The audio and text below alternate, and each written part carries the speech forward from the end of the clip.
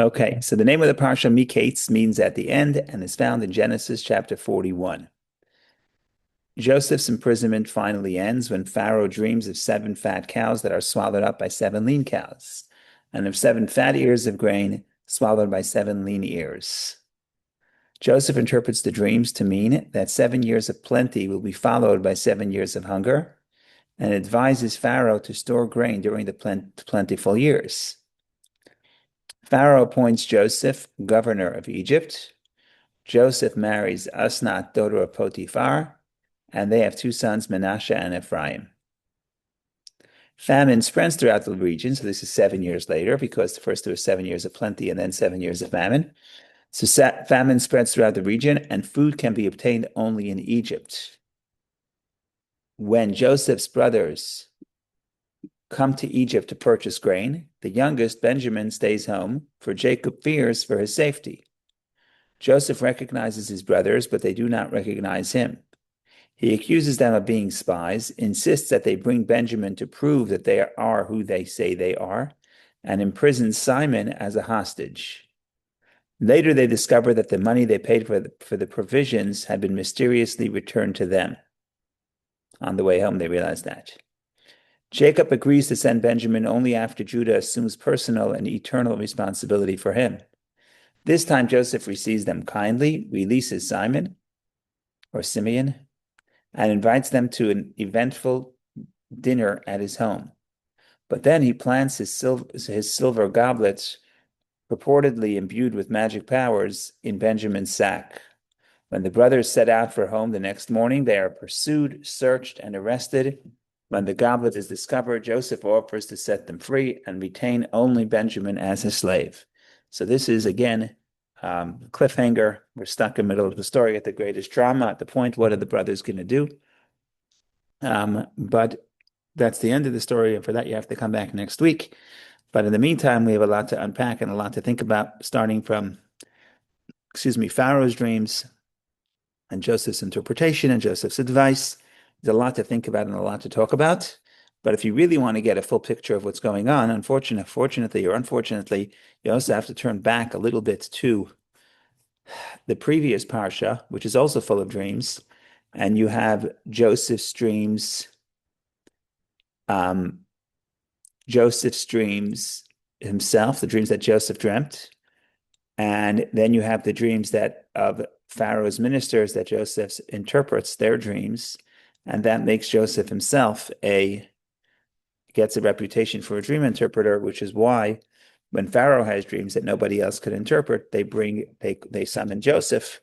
So in a way, there's three levels of dreams, that three series of dreams that are in some ways are all interconnected, and we can always go back to get more insight for what's happening in these dreams.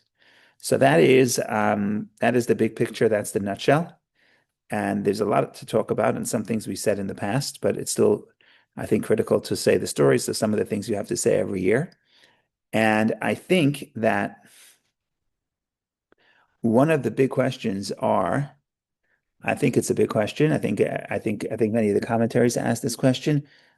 One of the big questions are, Pharaoh was obviously very impressed with Joseph. Not only did he accept his interpretation, but he says that, oh, you have this interpretation. You must be the wisest person in Egypt, and therefore I'm going to appoint you the governor, the ruler, second in command, but the acting ruler of Egypt, which is in itself a strange thing, because just because somebody is a good philosopher or a dream interpreter doesn't mean he's a good executive, right? Not everybody, in democracies, the problem is that somebody who's you decide who to vote for based on their debate performance, right? And really, what does one skill have to do with the other? Just because you can speak well doesn't mean you're a good president, doesn't mean you have good policy, doesn't mean you're a good executive. But that's the way it is. So here it's even more. Pharaoh shows up, and Joseph shows up, and he gives an interpretation. And Pharaoh says, "Oh, you have such a wonderful interpretation. Here are the keys to the superpower of the time. Here, you're going to be in charge." It's a strange thing. Obviously, he was completely impressed and taken over by Joseph or Joseph's interpretation. And we also know that all the other dream interpreters, they fail. They cannot figure out. They cannot come up with the interpretation. That's what it says clearly in the text, that Pharaoh tells it to them, the aim portera tam the Pharaoh, and there's nobody who could interpret it for Pharaoh. So these are the questions we ask every year. And the real question is, the essential question is, seemingly, what is the big deal? It is not such a difficult interpretation to come up with. In Egypt, there's this whole elaborate system of dream interpretation. Seemingly, the first year of dream interpretation should come up with this interpretation. It's not complicated. What is the Nile? The Nile is the source of the sustenance. There's fat cows, fat grain. Obviously, when the cows are fat, it means there's plenty of food. When the cows are emaciated, it means there's no food. How difficult could this be? I mean, I'm not saying everyone should get it. Somebody should get it. It's like, what's this? Is not rocket science. This is just an interpretation. It's not even that complicated. And then, like I said, nobody else can pick it up. Joseph finally picks it up. And now Pharaoh's like, whoa, you have this amazing amount of wisdom. There's nobody as wise and as discerning as you in the entire land of Egypt. Here, you're the executive. It seems to be a little bit overreaction on Pharaoh's part. So to figure all this out, we have to first hear if anybody wants to say anything, but we have to figure out and really figure out what is the blockage. Why is it that other people would miss this most basic interpretation? And there are many reasons. Some we said in the past, some we didn't. But basically, even though it seems to be a straightforward interpretation, but sometimes when you don't want to see something, you don't see it. And you don't need me saying this. We know that many times all the evidence is out there, but we're blinded by our preconceived notions. That's what happened in Israel before October 7th. That's what happened in Israel before the Yom Kippur War. They had all the evidence they needed, but people don't see the obvious when you have a certain perspective and a certain belief. Very hard to change. So we have to figure out what are in Israel they call that conception. When you have a certain conception, all the evidence will not move you away from your conception. So we have to figure out what's the conception that blinds Pharaoh and all his ministers and all his people and allows Joseph to emerge with seemingly a straightforward interpretation. But if you get into the Pharaoh's perspective and the perspective of the culture of Egypt, it is actually super radical. So that's the first order of business. Then we have other big stories, big ideas that we have to figure out. And for example, why is Joseph harassing his brothers? Right? We know Joseph in a way forgives them. He tells them that he's kind to them. So why does he accuse them of being spies? Why does he put his father through that pain? Why doesn't he tell his father he is alive and well? Even if he couldn't do that when he was a slave, but he could have done that in the 7 years ever since he gained power, really 8, 9 years, because the first 2 years of famine, they're still in the negotiation. So he has 9 years where he certainly could have sent an email or a letter to his father or a messenger. He doesn't do that. What's Joseph's plan? Why is he doing this? These are things that the Torah tells us the facts of what Joseph does, but the Torah doesn't necessarily tell us. Torah doesn't necessarily tell us. The Torah doesn't necessarily tell us what his intention was. And if you read in the story later, next week, it's not even clear at the moment that he reveals his identity. It's not even clear whether this was premeditated, that he planned to do it at this exact point, or he was just overwhelmed by emotion. And that's why he did it. So we don't even know that simple question of was this all part of the plan, or did things just speed up? Like, was there another plan? Would he continue, if he wouldn't be overtaken with emotion, would he continue on this, whatever his plan was of hiding his identity? We don't even know. We just know the facts. So that leads an open field for interpretation in various perspectives. Maybe if we have time, we can address at least one or two of them. Okay, so that's a lot to talk about. Any comments or questions, please jump in. Otherwise, we have to start doing the hard work. So I'd rather comments or questions. It's easier than the hard work. No, I'm kidding. Meantime, we'll say l'chaim, l'chaim.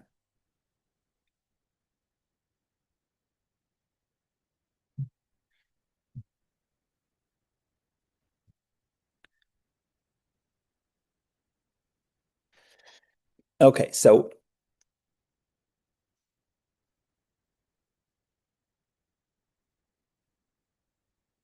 let's start for the most basic place. What blinds the Egyptians? What blinds the Egyptians is the idea Perhaps. Let's start from the most basic. Let's start with the most basic. Later we have more complex interpretations that are more interesting. But let's start with the most basic. If you went to an Egyptian, and you will say there'll be famine in Egypt, right? And you had to sell that as a theory, as a thesis, nobody's going to buy into it because there are no famines in Egypt. Period. End of story. Egypt, there's no famine. It doesn't rain in Egypt, but it rains in Central Africa, and that's the source of the Nile, the White Nile, the Blue Nile, and Egypt, even until today, has plenty of water. Now they're getting into some problems because Ethiopia wants to keep some of the water rights, but I'm going to leave that for them. I'm not getting involved. Bottom line is, for thousands of years, there's no famine in Egypt, and Central Africa is full of rain, full of water. And not the whole Egypt. Most of the Egypt is desert, but the areas that Egypt is dependent on for agriculture, the Nile Delta is all green and has plenty of water. And there's no option of there being a famine. It's just not a thing. And if something is beyond the pale of what you consider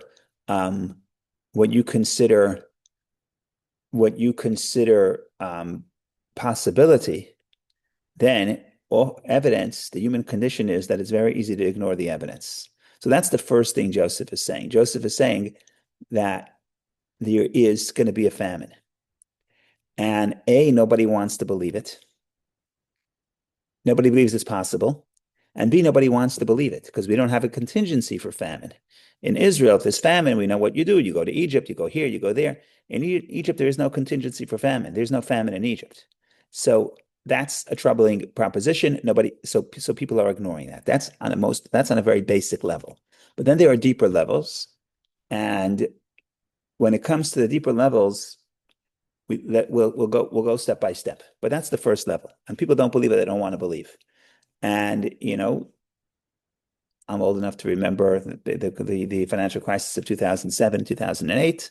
Also, people don't want to believe that things are going to happen. They don't want to believe that home prices are going to keep going up. They're not going to see the evidence. People only see what they want to see. Okay, that's on a very basic level. But let's go a little bit deeper. There's the big issue here that Joseph's interpretation goes in the face of all the rules of dream interpretation. And I said this in the past, so Vicky must remember, because Vicky remembers most of what I say. The big idea is that in dream interpretation, an object in the dream has to represent another object or another event or another incident. But an object of the dream would never, ever, and I say ever, represent a unit of time. Right? So in Pharaoh's dreams, there are 7 fat cows and 7 skinny fat cows. Joseph says these are 7 years of plenty and 7 years of famine. So 7 cows, why not 1 fat cow and 1 skinny cow to represent plenty and famine? Because the 7 cows, those objects in the dream, the 7 cows represent 7 units of time, 7 years. And there isn't going to be one dream interpreter in the entirety of Egypt that would ever even consider talking about a unit of time as a dream. And Joseph, that's his chief insight. That's his chief insight. Now, there are 2 reasons why he would never use this as a unit of time. One is general, and one is more specific to our parsha, which is also very, very interesting. But let's start with the general. The general reason why you would not put on a unit of time is because if you're a dream interpreter, time is your enemy. An interpretation, time is your enemy because it's dangerous to put out a unit of time. Anyone who's in the business of predicting the future, I could tell you what's going to happen. I'll tell you AI will do this. I say this person is going to attack. It's very easy to predict the future. You know what? The stock market's going to go down. I'm 100% correct. It's for sure going to happen, right? The difficult thing is to say what time and when it's going to happen. And and it's impossible to know. It's impossible to know when, right? If I knew, I would be a prophet, I guess. So the point here is that it's very easy to predict events. It's very hard to put on a specific time. So even if there's going to be plenty in Egypt, years of plenty in Egypt and then followed by famine. Who said 7 years and 7 years? That's very neat. That's you're putting your reputation on the line by giving a timetable because it's very easy for you to be disproved. If I say there's going to be a famine in Egypt and it doesn't happen in my lifetime, I say, big deal. It'll happen in 100 years. It's always going to happen. It's always the future. If you put a timetable, that's very dangerous. And Joseph is even more bold because Joseph doesn't only say there's going to be 7 years of famine followed by 7 years of plenty, but he says the clock is ticking from right this moment because that's what he tells Pharaoh. He tells Pharaoh that the reason why you had the dream twice, in other words, essentially you had two dreams. There were seven fat cows and seven skinny cows, and then 7 healthy ears of grain and 7 emaciated ears of grain, which is the same dream. It's all the same dream. It's all the idea that there's going to be 7 years of plenty and 7 years of famine. So Joseph says, make no mistake, it's not two dreams, it's one dream. It's the first thing he says. The first thing he tells Pharaoh, your true dreams are really one dream. Let's look at the interpretation. This is actually very beautiful. So give me a moment. We'll try to find it here. Genesis 41. Okay, so you have the whole story. I'm not going to read the whole story, the whole interpretation. But the first thing he tells Pharaoh is, this is very beautiful. Verse 25. So I'm looking at chapter, what is it? Chapter 41, verse 25. If you want to see it in the art scroll, it will be on page 227. Page 27, you said? No. 227. 227, okay. Page 227.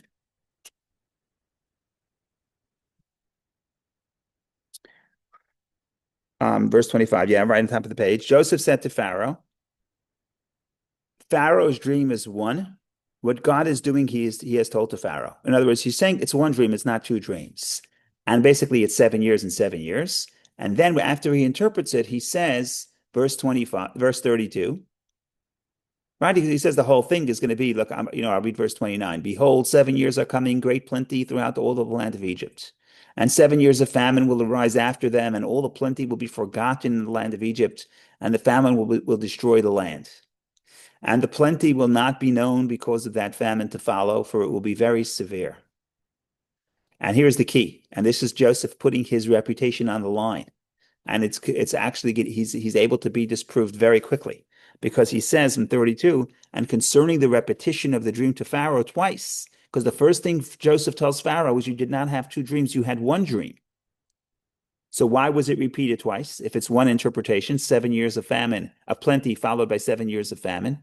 So he says, and concerning the repetition of the dream to Pharaoh twice, that is because the matter is ready to emanate from God, and God is hastening to execute it. In other words, I'm not telling you something about the distant future. I'm telling you that immediately God is going to hasten to make this happen. So immediately there's going to be 7 years of plenty and then 7 years of famine. So Joseph is the only interpreter in the history of dream interpreters of Egypt who not only is interpreting an object in dream as a unit of time, but he's also telling you when that time starts. And that takes a tremendous amount of courage, and it obviously boldness, and that may be why Pharaoh was so impressed. But that's only level number 2. So we're already at level 2. There's another we have one more level to climb before we see the depth of Joseph's insight and why, even if people would think about the time, they would still not see this interpretation. So far we said, what are the obstacles? Obstacle number 1 is that people don't think in the realm of possibility that there should be famine in Egypt. That's obstacle number 1. And Joseph therefore comes and says, ladies and gentlemen, this thing is happening. And nobody else can see it happening because it's so out of the question. That's level 1. Level 2 is that Joseph is coming and saying that when Pharaoh sees a dream and he sees objects in the dream, he is not only seeing objects, but he is seeing units of time, which again, nobody wants to do. For the cynical reason is because nobody wants to allow themselves to be disproved, right? You can't do it. We know things are going to happen. We don't know when. To pinpoint the exact moments, that you need prophecy. Nobody can do it. And Joseph is willing to be able to say that the Pharaoh's dreams are units of time, and not only is it units of time, and exactly 7 years of famine and 7 years of plenty, plenty and famine, but it's starting right away. So that's a big deal. That's very bold. Now, just to prove this thesis, prove this point, Rashi says as follows. Rashi has a very interesting interpretation. Rashi says that when Pharaoh wakes up, let's see what happens. Now I'll open the Rashi just to make it easier. Okay. Let's look at verse 8. So in the article, it's 1 page earlier, or 2 pages earlier, 223, verse 8. And it was in the morning. Now it came to pass in the morning that his spirit was troubled. So he sent and called all the necromancers of Egypt and all its sages. And Pharaoh related to them his dream, but no one interpreted them for Pharaoh. That's the verse. Now, the premise of the commentaries is that nothing in the Torah is redundant. Every word is meaningful. Every word gives you information. So it's not just your high school teacher says that every word should count, but the Torah certain. If your high school teacher said that, then the Torah certainly is follows that rule. So the question is, Rashi is addressing the question: why do you need this phrase? Why do you need the phrase? No one interpreted them for Pharaoh. What do you need for Pharaoh? Obviously, it's for Pharaoh. Pharaoh calls all the interpreters, all the wise people, all the necromancers. They show up, but no one interpreted them. Period. But no, the Torah adds for Pharaoh. So Rashi quotes a Medrash, and Rashi says, what does it mean for Pharaoh? They did offer interpretations. So they had plenty of interpretations, but none of them were accepted by Pharaoh. In other words, Pharaoh did not accept their interpretations, but they offered interpretations. And the Medrash gives us a sample of what type of interpretations they offered. And Rashi only quotes one, but the Medrash gives other ones. And that will show you, if you really want to see the brilliance of Joseph or the boldness of Joseph, you have to look at what did the other interpreters say. So let's read Rashi, but no one interpreted them for Pharaoh. Says Rashi, they did interpret them, but not for Pharaoh. For their voice did not reach his ears, and that's not a good translation. Their voice did not go into his ears, meaning he didn't accept it. And he had no satisfaction from their interpretation. For they said, you will beget 7 daughters, and you will bury 7 daughters. That's from the Medrash, Genesis Rabbah, Bereshis Rabbah. And then if you have other Medrashim say other things, they say, you're going to conquer 7 cities, and you are going to lose 7 cities. So from this sampling, you see very clearly that what those people are doing, what those interpreters are doing, is they're taking the objects in the dream, the 7 cows, and they are saying that they mean not units of time, but objects or things. You have children, 7 children born, 7 children die. 7 cities you'll conquer, 7 cities you'll lose. Okay, when exactly? Nobody knows. The dream doesn't say. The dream is not talking in terms of time. The dreams are talking in terms of the dreams are talking in terms of objects or people or cities, but not in terms of units of time. So that is level number 2. We can drill deeper on level 2, or we can go to level 3, but I think we should continue on level 2 because this is the stuff that I really love. So I apologize if I said this in the past. But any comments or questions, please don't hesitate. Let's step back for a second. And let's think about where Joseph gets this idea. In other words, what in Joseph's history allows Joseph to realize that in the dream, objects in a dream are actually units of time. And the answer is that happened in the dreams that Joseph interpreted last Parsha, 2 years earlier, when he was in prison with Pharaoh's ministers, the cupbearer and the baker, and they each had a dream, and Joseph interpreted those dreams, and whatever he said happened. The baker was indeed hung, as Joseph said he would be hung, and the butler was returned, or the wine bearer was returned to his position as Joseph said he would. And believe it or not, those dreams were dreams where the objects in the dream were represented units of time. And there it was very clear because in 3 days was a very significant event. And you see that in a way, Joseph had practice. Joseph had practice. 2 years ago, the details of the dreams that he interpreted 2 years before, that helps him interpret Pharaoh's dreams. So if you want to see the dreams and you want to see what I mean, we'll do this very quickly. I'll try to do this quickly. So the morning, Joseph wakes up one morning and he sees that the people are with him and they're very upset, they're troubled. And he asked Pharaoh's chamberlains who were with him in the prison in his master's house, saying, "Why are your faces sad today? Why are you so sad?" And they said to him, "We have dreamt a dream and there is no interpreter for it. You're in prison. You don't have access to the dream interpreters." So Joseph said, "Don't interpretations belong to God? Tell them to me now." So the chief cupbearer related his dream to Joseph, and he said to him, "In my dream, behold, a vine is before me, and the vine are three tendrils, and on the vine there are three tendrils, and it seemed to be blossoming, and its buds came out. Then its clusters ripened into grapes. And Pharaoh's cup was in my hand, and I took the grapes and squeezed them into Pharaoh's cup, and I placed the cup on Pharaoh's palm." What does Joseph say? And verse 12 is the most radical thing you could do in dream interpretation. And Joseph, in a minute, we'll see where Joseph gets that dream, that interpretation. But here is the big insight, And Joseph said to him, "This is the meaning. The three tendrils are 3 days. This is the big deal." He sees that there are three branches in his dream. Joseph says 3 branches doesn't mean 3 objects. 3 branches means that there are 3 days. And that's what he says. In another 3 days, Pharaoh will number you with the other officers, because that was 3 days before Pharaoh's birthday party. And if you live in any dictatorship that is worth its salt, the biggest federal holiday, the biggest national holiday is the birthday of the dictator. So everyone knows 3 days before is going to be Pharaoh's birthday party. And he says in 3 days, Pharaoh will number you with other officers, and he will restore you to your position. And you will place Pharaoh's cup into his hand according to your previous custom when you were his cupbearer.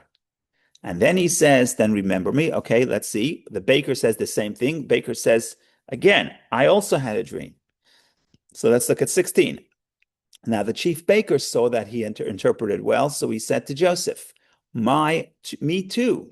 In my dream, behold, there were 3 wicker baskets on my head, and in the topmost basket were all kinds of Pharaoh's food, the work of a baker, and the birds were eating them from the basket atop my head." And Joseph replied and said, "This is the meaning." And again, this is key. Verse 18 is key. "The 3 baskets represent 3 days. Oh, in another 3 days, Pharaoh will remove your head from you and hang you on the gallows, and the birds will eat your flesh." And indeed, now it came on the 3rd day, Pharaoh's birthday, that Pharaoh made a feast for all the servants, and he counted the chief cupbearer and the chief baker among the servants. Now, this probably wasn't that hard to dream, because I would imagine if Joseph says every year on Pharaoh's birthday, he goes through the list of all his ministers, I would imagine that everybody knew that he does that. So this is 3 days before the party. And it's 3 days before the party. All the ministers in prison are nervous. Why? And they have bad dreams. They have nightmares. Why do they have nightmares? Because they know that it's 3 days before Pharaoh's birthday. So it's quite obvious that what's happening, what's troubling these people, is that it's 3 days before the birthday. So now Joseph sees that 3 days before the birthday, this guy sees 3 baskets. This guy sees three tendrils, 3 branches. It must be 3 objects at 3 days. That's what he says. And then it comes to be so. Now that's Joseph. Now Joseph's theory is proven. Now Joseph knows that when you see an object in a dream, it could mean that it's a unit of time. And that's why he tells Pharaoh the 7 cows are not 7 cities, and they're not 7 daughters. They are 7 cows. They are 7 years. And Pharaoh is like on level 1. You're going to see many layers. There are many layers coming again. Maybe even more significant. But on one level, Pharaoh says, this guy is bold. This guy puts his money where his mouth is. This guy is putting his reputation on the line. This guy is giving an interpretation and saying that the interpretation is the clock is starting right now, and in less than 7 years, you're going to be proven one way or the other, because you're going to have actually right away, because it has to be plenty. So it has to be even more than usual. So that's what Pharaoh is impressed with. That's the 2 layers that we spoke till now. Just to catch up for 10 seconds, because we already spoke for 36 minutes. Layer number 1, Joseph says something that's obvious, but it's not obvious to everybody because nobody wants to entertain a possibility of famine in Egypt that has never happened before, and it's too catastrophic to entertain. These are the two things that will stop you from seeing the obvious if it has not happened, and if it's too devastating, so you don't want to consider. And Joseph gives the obvious interpretation. But the next interpretation is Joseph goes against all laws of dream interpretation. Rule number one of dream interpretation is don't put an expiration date on your interpretation, and don't put a start date. Don't connect an object to time. And Joseph says, no, it's very clear that the 7 cows are 7 years. And he not only, as I mentioned, not only is he saying that, but he's also saying that the 7 years are starting right now. And in that case, Pharaoh is impressed, and Pharaoh says, you hear the keys. Okay, that is level number two. And again, level number two also is beautiful because where does he get this from? He gets this from his last success. In the last success, it was pretty clear, even clearer, that there was a big event in 3 days, and this guy has 3 days, and this guy has 3 days. He sees it's 3 days. And that's Joseph's big insight. Okay, so that's all nice, that's all technical, but there's actually much more and much deeper and much more profound. We're just beginning to scratch the surface. Okay, l'chaim. Third one, you got to take a deep breath, fasten the seatbelt, say l'chaim, and then we can continue. Okay, what is the next step? The next step is actually very, very, very beautiful. And this is exciting stuff. This is exciting stuff. But before a Jew always has to start with a question. What's the question? The question is, after Joseph interprets the dreams, Joseph starts giving advice. Number 32. For 32 is Joseph finishes, so it's page 227, verse 32. 32 is the final verse of the dream interpretation. So now 32, and concerning the repetition of the dream to Pharaoh twice, that is because the matter is ready to emanate from God, and God is hastening to execute it. Okay, that makes sense. The problem now is like this. 33, how many verses is this? 33, 34, 35, 36. There are another 4 verses that Joseph was hired for a dream interpretation. Okay, so he interpreted the dream. Now the question is, you did your mandate. You were hired to interpret the dream. You interpreted the dream. Sit down and be quiet. But Joseph takes the opportunity, which is absurd, to start giving Pharaoh advice. He is giving advice to Pharaoh what Pharaoh should do, which is very strange because he's a slave and he's imprisoned and nobody asked him for advice. And who asked you? And yet he doesn't just offer. Now the dream interpretation he was asked to do, so he given dream interpretation. But the advice, who asked you for advice? Nevertheless, Joseph gives no less than 4 verses about advice, and let's read them. Verse 34. So Joseph says, verse 33. Verse 33. So now let Pharaoh seek out an understanding and wise man, and appoint him over the land of Egypt. Let Pharaoh do this and appoint officials over the land and prepare the land of Egypt during the 7 years of plenty. And let them collect all the food of these coming good years, and let them gather the grain under Pharaoh's hand, food in the cities and keep it, meaning you don't have to start shipping. You want to eat local. So every land, you should store the land that grows in that area. You should store it in that area, not to have one central place.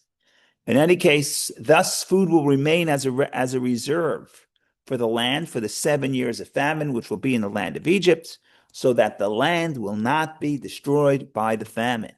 And here you have verse 37, which is the matter pleased Pharaoh and all his servants. So Pharaoh said to his servants, will we find anyone like this, a man to whom there is a spirit of God? And they say, no one's as smart as you, and they give him the job. Okay. The question is, of course, like I said, Joseph was hired to give a dream interpretation. He did a good job. They were very impressed. But Joseph was not asked to give any advice. So why does he give advice?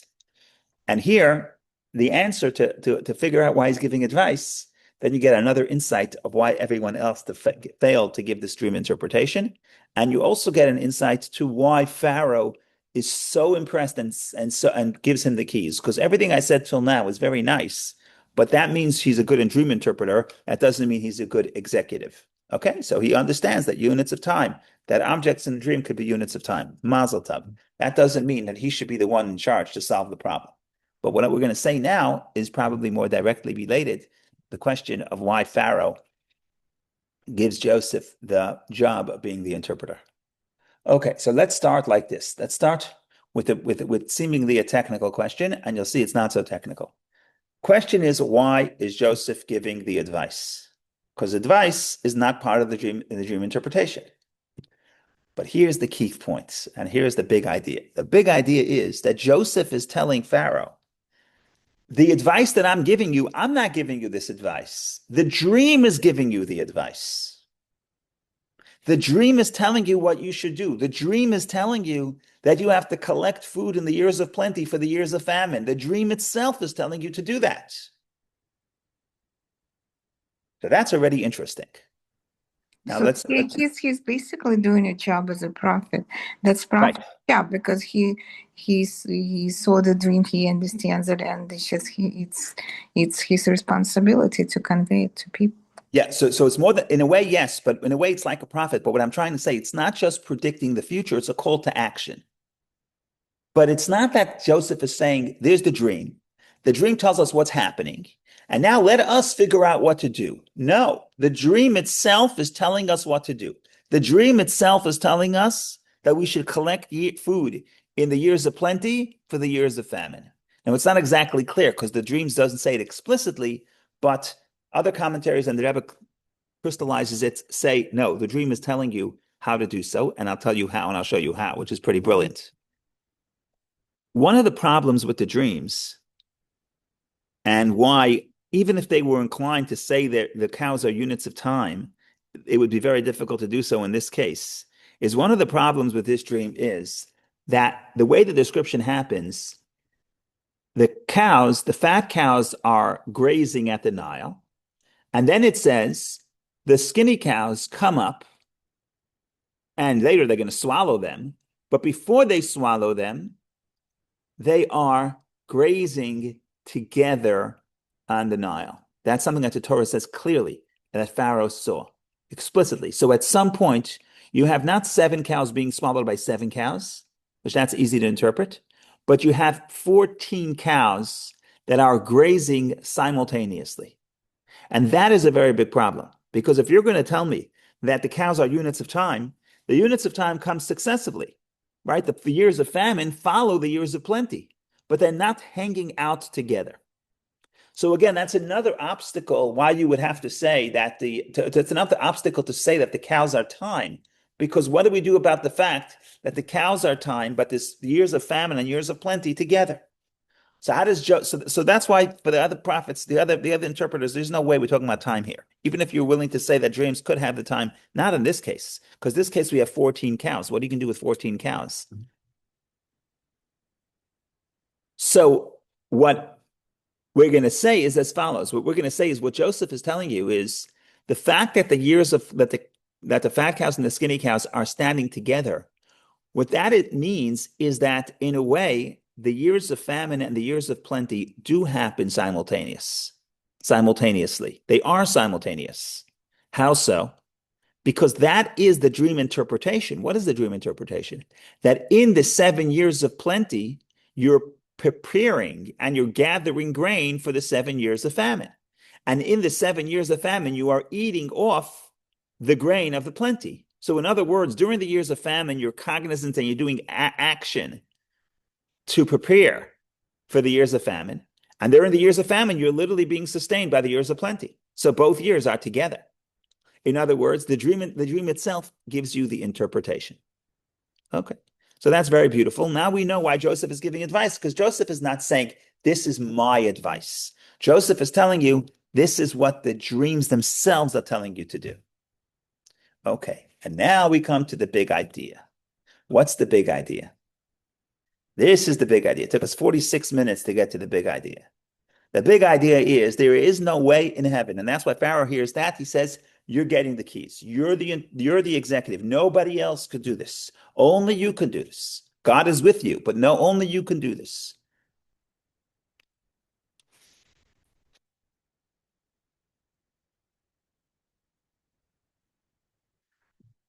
Why is it impossible for anyone else to figure this out? Okay, if you're the Egyptian and you believe in nature, in the laws of nature, in the hierarchy of the gods, and the gods are the powerful, and then there's a pyramid, and the lower levels of society are the bottom, and then you go higher and higher until you get to Pharaoh, and Pharaoh is the top of the pyramid, and on top of the pyramid are the gods. They believe it's a society with that built into that society is fate. In other words, however you're born, that's where you stand. There's hierarchy. You can't go, you can't climb. The people on higher are more powerful than the people lower, and that's where slavery comes in. It's a very it's a society based on hierarchy, not just in this world, but also in the spiritual world. It's all hierarchy. Now, if you come to an Egyptian and say, you know something, the gods, the Nile, they want to destroy you. Okay, so what should you do? So just enjoy life until that happens. There's nothing you can do to change it. The gods want destruction. Who are you to change? You can't change anything. You're passive. There's nothing you can do that will be able to change what fate or what destiny decides. And that's why the Egyptians, if they believe that famine is coming, and obviously they believe that they serve the Nile, so the Nile's God. So if the Nile dries up, means God doesn't want to be here. God doesn't want to feed us. Then there's nothing you can do that is going to be able to change that, because there's nature, and maybe there are cycles, but whatever nature says, and nature is an expression of the divine power, and or the power of the gods, plural, because it's a pagan society, but every natural force represents a spiritual God. And the people, we're in the bottom of the chain. Even Pharaoh is in the bottom of the chain of the gods. He's above other people, but he's under the gods. If the gods want to destroy Egypt, and if the gods want to bring a famine, we can't do anything. We are powerless to change destiny. We are powerless to change the laws of nature. We are powerless to take control and make real transformation. And therefore, if Pharaoh would accept this interpretation and say, we are now going to go and we're going to go and we're going to prepare for the years of plenty, and he appoints an Egyptian to do that, it's not going to work, because no Egyptian will do that, because no Egyptian believes that this is even possible. And that's why when Joseph goes and Joseph tells everybody to gather grain, I'm not even sure he told them that a famine is coming. Because if he thought that that famine was coming, they wouldn't do it. If they thought that the gods came and the gods said we're having the dreams, Pharaoh had dreams that a famine is coming, so you're finished. There's nothing you can do. Just enjoy life until the catastrophic event happens.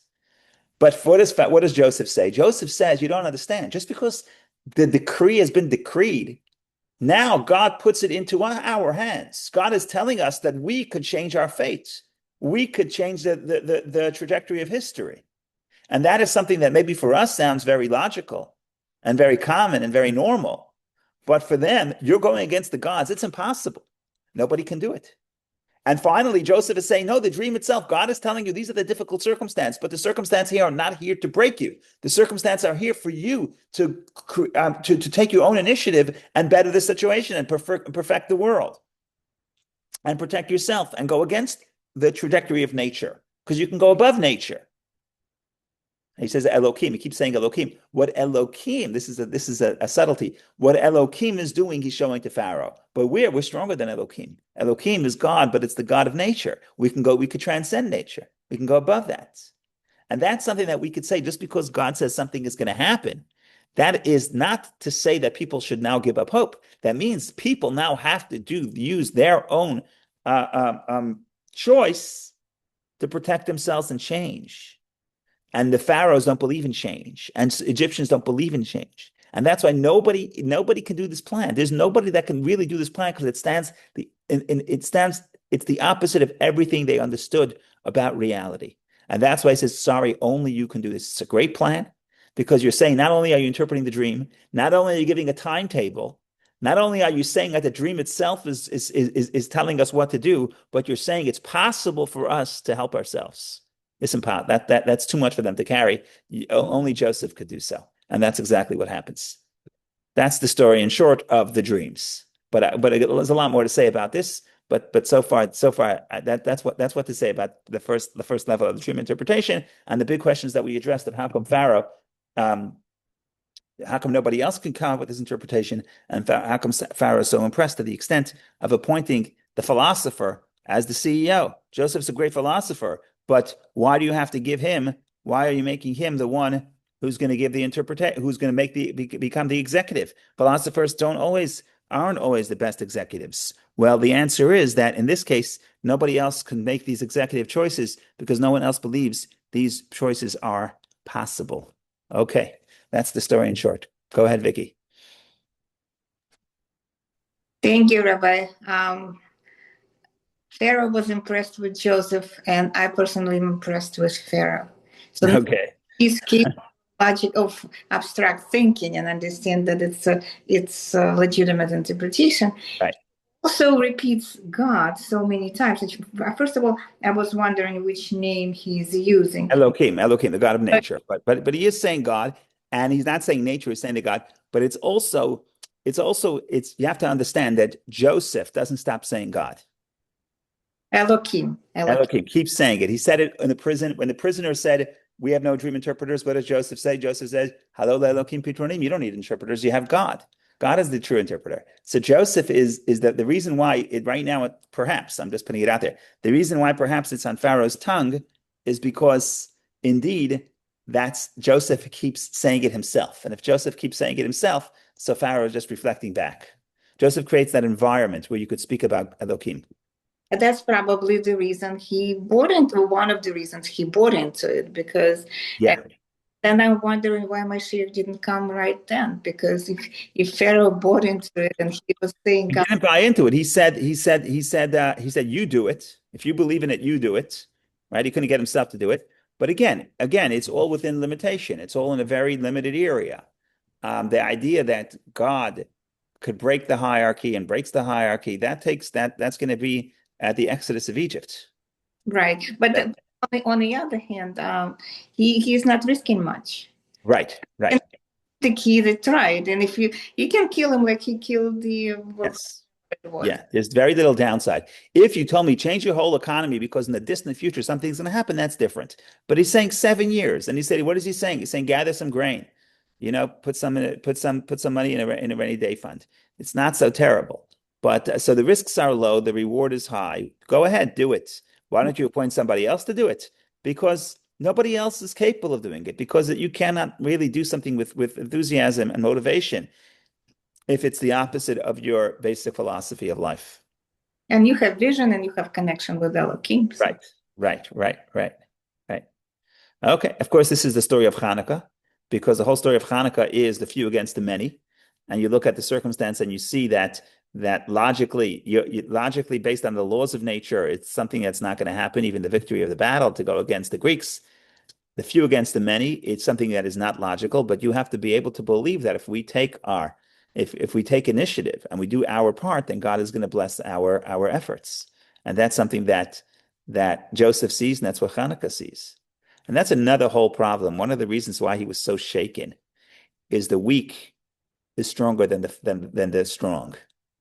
Right? If you're Pharaoh and you're a dictator, what are you relying on to keep the peace? Your might.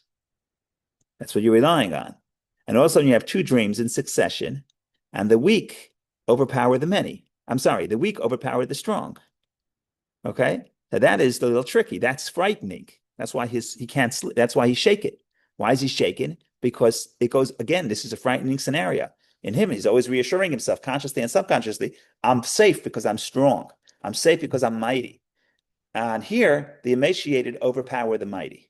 That is a problem. And that's the idea of spirit.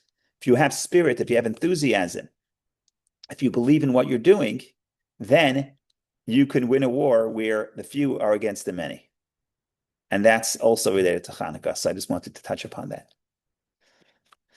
Okay, I think we'll stop a few minutes early because it's Hanukkah. So we also have to celebrate. Can't just study all day. No, I'm kidding. Studying is good. Celebrating is good.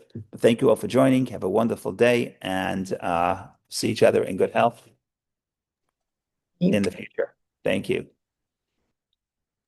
Thank you, Rabbi. Thank you, Barbara. Be well. Thank you. Have a good holiday. Bye. Thank you.